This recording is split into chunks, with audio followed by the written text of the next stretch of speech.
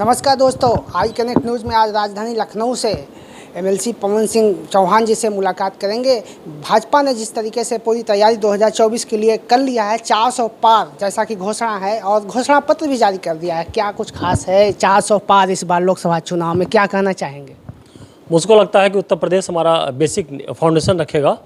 80 पार को बेसिक बनाने, मतलब 400 पार को बेसिक बनाने हमारा 80 पार होगा यूपी में। तो जो 80 पार होगा तो 400 पार वहाँ भी होगा, निश्चित है।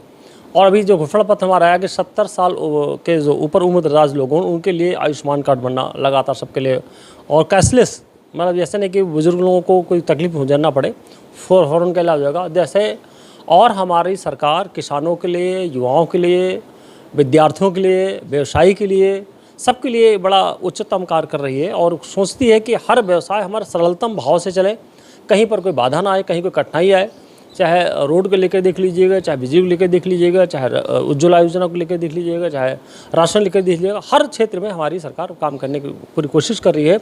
उसी के दम पर हम उत्तर प्रदेश में 80 पार, 80 और सीटें पाएंगे और हमारा केंद्र सरकार में 400 पार की भूमिका निभाई जा रही है। अखिलेश यादव और जो इंडिया गठबंधन जिस तरीके से टिकट का बंटवारा कर रही है, क्या लगता है उसे देखकर, क्या माहौल? हमको बड़ा अजीब सा लगता है, एक बार टिकट दिया फिर काटा गया, फिर टिकट दिया फिर काटा गया।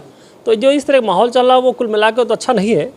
अब उनकी अपनी गतिविधियाँ हैं, अपनी परिस्थितियाँ हैं, अपने काल है, अपनी सोच है। और मुझको लगता है अखिलेश जी के जब साथ में अगल बगल जो उनके साथ में लोग रहते हैं वो थोड़ा सा प्रबुद्धता की उनकी कमी है, इसी वजह से उनकी जो सलाह देते हैं, एडवाइस देते हैं, तो कहीं ना कहीं वो जो भी हेड रहता है वो एडवाइस किसी न किसी मानता ही है। और जब मानता है तो कहीं कहीं गलत सही का निर्णय लेने में हमारी जो नवरत्न होते हैं उनकी बड़ी अहम भूमिका होती है। अगर हमारे नवरत्न अच्छे हैं तो जाहिर बात बहुत सारे डिसीजन उनकी वजह से हमारे अच्छे हो जाते हैं, बहुत सारे डिसीजन उनकी वजह से हमारे गलत हो जाते हैं। तो मैं ये भी मानता हूँ कि उन नवरत्नों से हमारे वो अखिलेश जी बाहर नहीं निकल पा रहे हैं, इस वजह से कहीं ना कहीं डिसीजन उनके कभी कभी अजीब से हो जाते हैं, बड़ा अनकम्फर्ट लगता है। देश में सामाजिक, सांस्कृतिक और धार्मिक सौहार्द जिस तरह से बना है, अयोध्या में भव्य से राम मंदिर बन गया 500 साल बाद, क्या कहने चाहेंगे इस रामनवमी पर? हमको लगता है कि रामनवमी के जो होने जा रहा है वो विश्व रिकॉर्ड तोड़ेगा। सबसे ज़्यादा दर्शनार्थी आने वाले हैं। आने वाले टाइम पर अभी भी हमारे जो पूरे दर्शनार्थी लोग एक टाइम मतलब अलर्ट कर दिया जाता है कि इस देश से इस डिस्ट्रिक्ट से आएगा, ये डिस्ट्रिक्ट आएगा, ये डिस्ट्रिक्ट। शुरुआत में भी तो अभी भी अंडर करंट नॉलेज है कि भाई ये डिस्ट्रिक्ट इस दिन जाएगा। इस वजह से अब राम मंदिर का जो भव्यता और दिव्यता तो देखते ही बनती है। अब इसी तरह हम लोग मथुरा भी बहुत तेज़ी से काम हो रहा, हमारे नैमिषारण्य में बहुत तेज़ी से काम हो रहा, हज़ारों करोड़ रुपये लग करके वहाँ पर भी तीर्थ कुंड और हमारी बाकी जो परिक्रमा मार्ग है वो सब बन रहे हैं।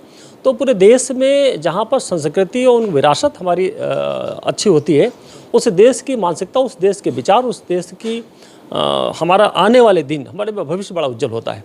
किसी भी देश के देख लीजिए, हमारे देश में किसी भी देश में देख लीजिए, जहाँ की विरासत हम सुरक्षित संरक्षित करते हैं, उस देश के संस्कृति और संस्कार लेकर के हम आगे लेके जाते हैं। यानी आने वाले समय में विश्व गुरु बनेगा भारत, 100% बनेगा। और 2047 का जैसे विकसित भारत का रेखा, मुझको लगता है उससे पहले ही बन जाएगा। लेकिन माननीय हमारे प्रधानमंत्री मोदी जी ने 2027 तक रख लक्ष्य हम उससे पहले प्राप्त कर लेंगे। और मुझको लगता है जिस हिसाब से पूरा देश की आशीर्वाद मिल रहा है, युवाओं का, बुजुर्गों का, महिलाओं का, सभी का बड़ा आशीर्वाद मिल रहा है, तो दिख रहा है कि कितनी जल्दी हमारे रक्षा कितनी जल्दी वोट डालने जाए। एक मैं और अपील करना चाहूँगा कि ये जो लोकतंत्र का महापर्व आ रहा है उसमें सभी लोग जो राष्ट्र के निर्माण में महती भूमिका निभाए उसके लिए जरूर वोट करें और वोट जरूर डालने जाए, खुद भी डालें और अपने परिजनों का, अपने रिश्तेदारों का, अपने लोगों का वोट डलवाने की पूरी ईमानदारी से उसमें सहभागिता निभाएं। तो आपका कहना है कि 2024 में 400 पार और उत्तर प्रदेश में 80 की 80 सीटें भाजपा के खाते में होगी। विपक्ष चाहे जो कुछ कर ले, लेकिन जनता सब जानती है अब 2024 में फिर से बीजेपी सरकार यानी नरेंद्र मोदी प्रधानमंत्री की जो लोकप्रियता है वो काफ़ी जनता में लोकप्रिय है और 2024 में वो दिखेगा। आई कनेक्ट न्यूज़ के लिए लखनऊ से मैं सुभाष निषाद।